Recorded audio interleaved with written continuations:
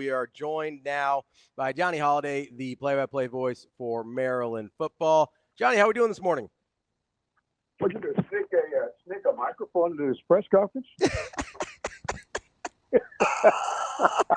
I saw somebody wearing a black hood over in the corner. It looked like something. It could have been you guys. I know what you do. I know exactly what you're doing. Yeah.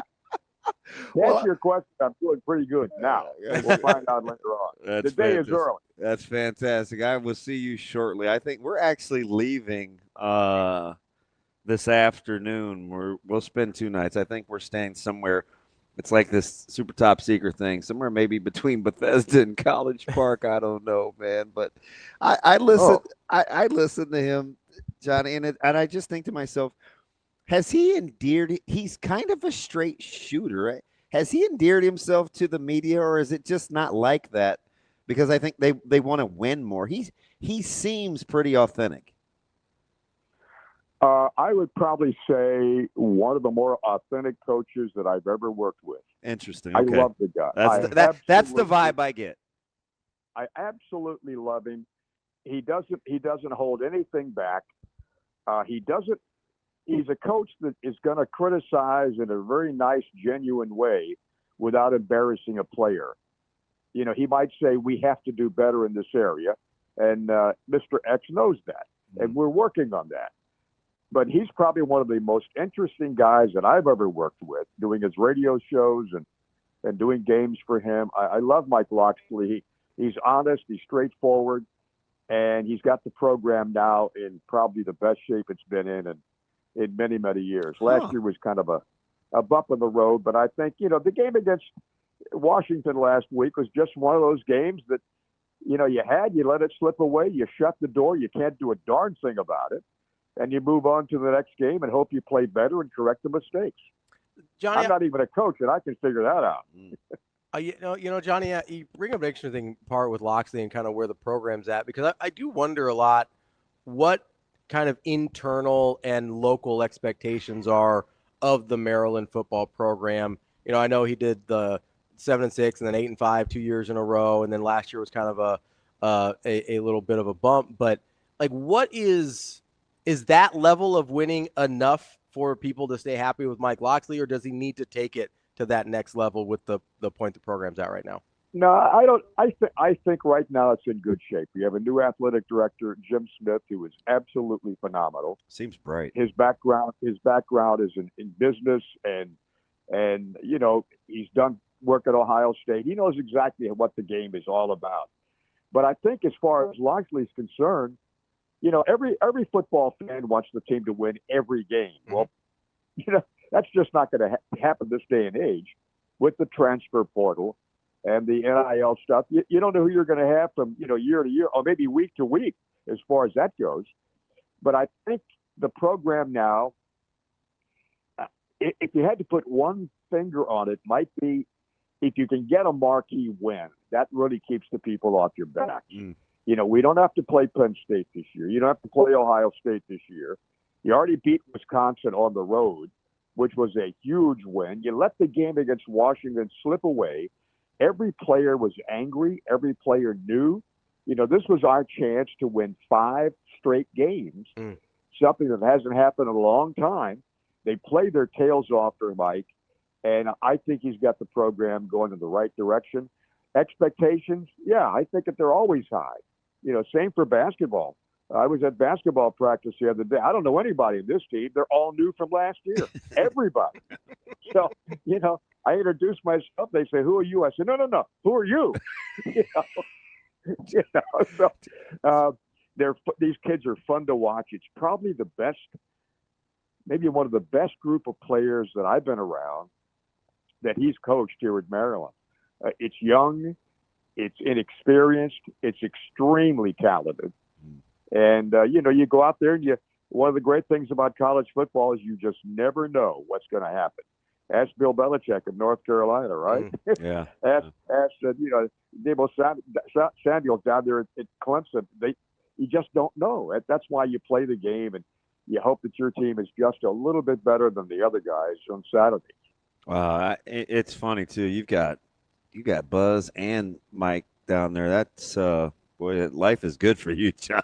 You you don't Well, have you hey, won't be too bored. That's for sure. hey, how about this? We had Buzz on at halftime this past Saturday, Yeah. and Buzz he's different. He has tremendous command of the English language. So we're wrapping it up at halftime, and we're counting down. The engineer Tom Marquito is giving me the wrap up signal, and Buzz sees this out of the corner of his eye because we have one more commercial to get in before the second half kickoff.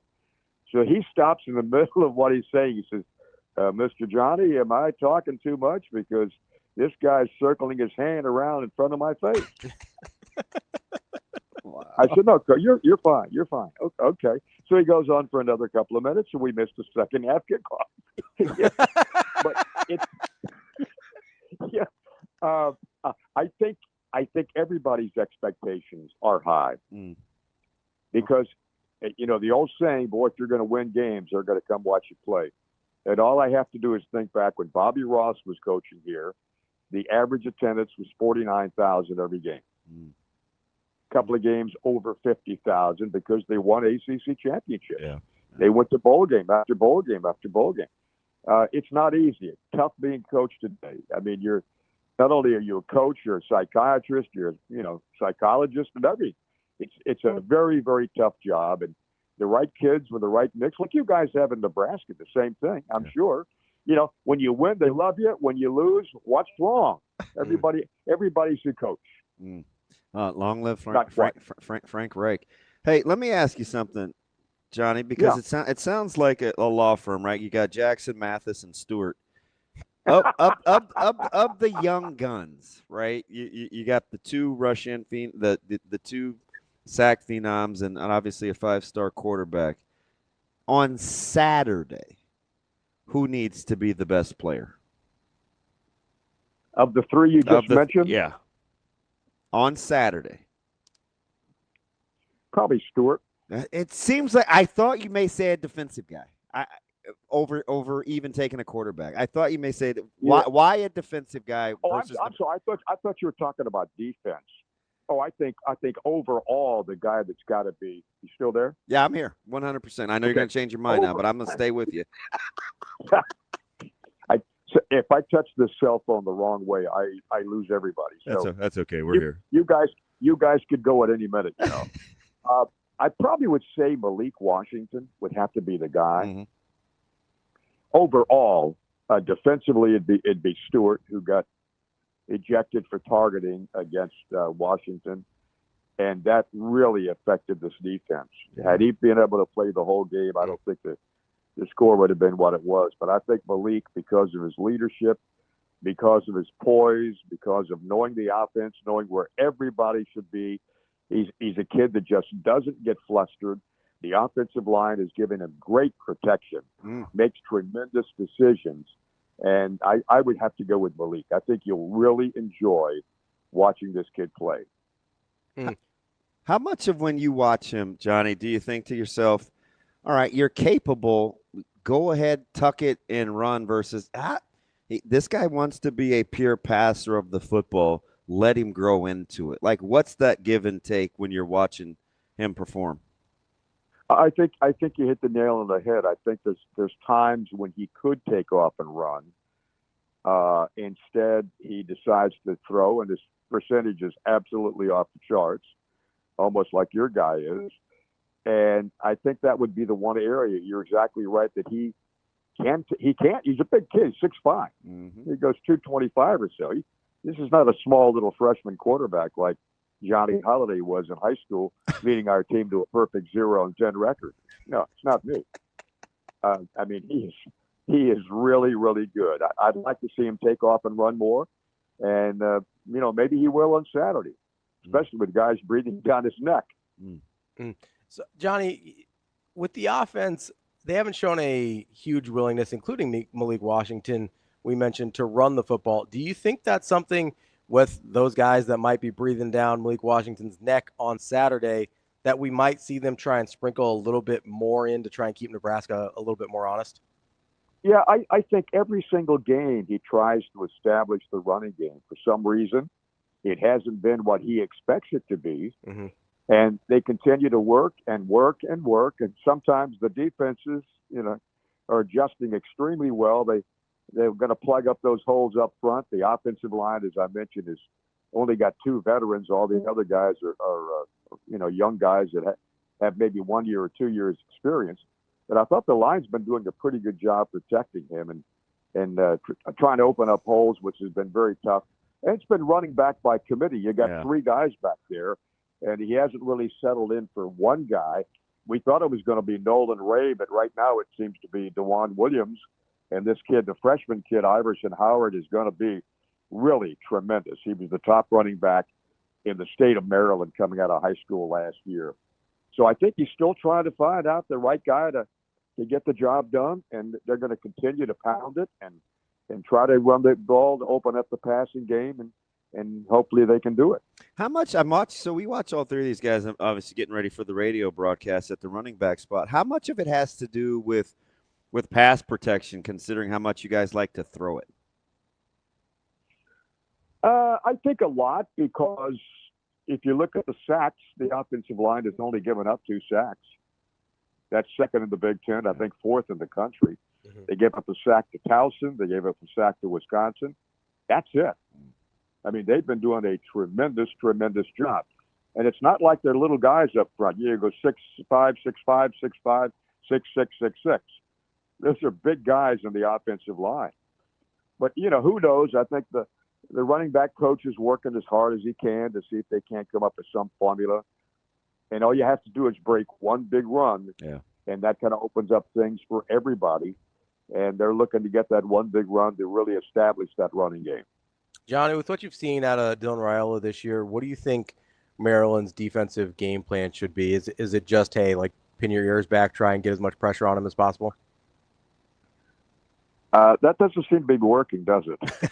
I mean, I'm looking at his numbers. 74%. Are you kidding me? Yeah, he's accurate. That's pretty good. 12 touchdowns, 2 interceptions, and the kid is only a sophomore. I mean, how many guys from Buford High School in Georgia play at this level? Not a lot. Yeah. I mean, we saw him last year or a couple of years. I think we saw him a couple of years ago, didn't we? Yeah. And he's the real deal. He can run, he can pass, and I'm sure it's almost like Malik. He's got total command of the offense, and he's got some pretty good guys. When you got a running back like Johnson that you can depend upon, that's a major factor. And Barney is tremendous. Yeah. I'm looking at last year. He had 13 touchdowns. He completed 67% of his passes. 13 touchdowns all season long. He's got 12 now. And now he's completing 74%. Yeah. So next year he's going to have 20 passes at this stage of the game. He'll be completing 80% of his passes. Yeah, well, we can only hope. Let me ask you about let me ask you about special teams, right? The return game. You've got to be able to win special teams if you're going to go on the road. And I know Maryland is aware of kind of Nebraska's uptick in special teams. How's the kicking and return game for the Terrapins? The kicking game is one of the best in the Big Ten. We got Bryce McPherson, the kid transferred from Notre Dame last year. So it's his second year with us. He's averaging just under 48 yards a punt. That's the best in the Big Ten. I mean, he's got a rocket of a leg, 6'2", 190. He's a redshirt junior. I think he had a 52-yarder this year so far. That's his longest kick. Sean O'Hare is a kid that comes from Ireland. And he's an amazing story. He played at Richmond last year as a freshman and didn't miss a field goal attempt. He was 12 for 12 down at Richmond. He comes to Maryland. He's missed only 2 field goal attempts. He's 12 for 14. He started off, I think he was 10 for 10, something like that. And he is just Mr. Automatic. He has not missed a point after in his 2 years of kicking in the college game. Has not missed an extra point. So if you can get yourself a touchdown, he's like money in the bank as far as that's concerned. Outstanding kicker. Longest has been 48, 49 yards against Florida Atlantic, the dreaded Florida Atlantic team. So he is good. The kicking game is outstanding. The return game they mix it up back there. Octavian Smith is back sometimes. Sometimes it's Kalen Webb. Sometimes it's Farouk. Sometimes it's Shalik Knotts. So that's kind of like by committee. They don't have one guy that they really depend upon. It might be Josiah McLaren, but I think he's only got like one return. He's probably the fastest guy. So that they're still working on that, and that's been pretty good, pretty solid. But the kicking game is outstanding. Who you try to take away at that wideout spot? You have 4, 9. Well, I mean, these guys you got a trio, actually a quartet out there. Who's the lead honcho? Are you talking about Maryland? Yeah, wide receivers. Oh, I think Smith is over 1,000 yards. He's a senior from this area, Paint Branch High School in Burtonsville. 19 catches, 324 yards, went over 1,000 yards against Washington. He has yet to get in the end zone for a touchdown, but he's the leading receiver, and he's not a big kid. He's just under, he may be 6 feet. The kid from Oklahoma that transferred, Jaleel Farouk, would be in the mix, and certainly Shalik Knotts, who had a touchdown in the first 4 games of the year. He scored in every game. He's got 5 total now in 5 games. He is tremendous. And so it's Smith, Farouk, Webb is in the mix, 5 catches. So they really spread the ball around. I mean, not as much as your guy does. What did I look like? 19 guys have receptions or something like that? He's had 2 games where he's got double digits and guys that have had catches, 10 and 11. Stop it! You're killing me. Don't give me those information. Well, I didn't mean it. Doesn't mean it's portable to College Park. It is what it is. I'm scared enough just looking at Raiola's numbers. Killing me with kindness. Does he have any weaknesses I can tell Loxley about? I mean, I won't tell him that you guys told me, but we do have a radio show tonight. I like to have some information to surprise him with. Well, tell him we just be a gracious guest, right? That's our host, I should say. That's all. Just be a gracious host. Hey, how good is Emmett Johnson? Tell me that. He's pretty good. He's getting better, learning to handle the workload. Really good making the first guy miss. He's getting better. Yeah. I can see anybody that lives in Minneapolis would want to get out of Minneapolis and go to Lincoln. Wow. Listen, Johnny. It's a lot warmer in Lincoln. I think everybody should want to get to Nebraska. Johnny, we appreciate the time. We hope you have a good call. I hope the Terrapins have a little bit less good of a game as you have a call. But I'm looking forward to seeing you. You guys coming in with the team? Yeah, I'll get in with the team, and I'll stop in and see you Saturday because we're right next door to one another, right? Yeah, you're in the small booth that can hold maybe one person. Great. I'm glad the golden voice is a little guy, so we'll get in there. I'm just an analyst, so I don't have to say much. Hey, listen, I'm just a play-by-play guy. I guess right maybe 50% of the time. All right, Johnny. Johnny, have a great weekend. We'll talk see you later. soon. Hey, thanks for the time. Always appreciate it.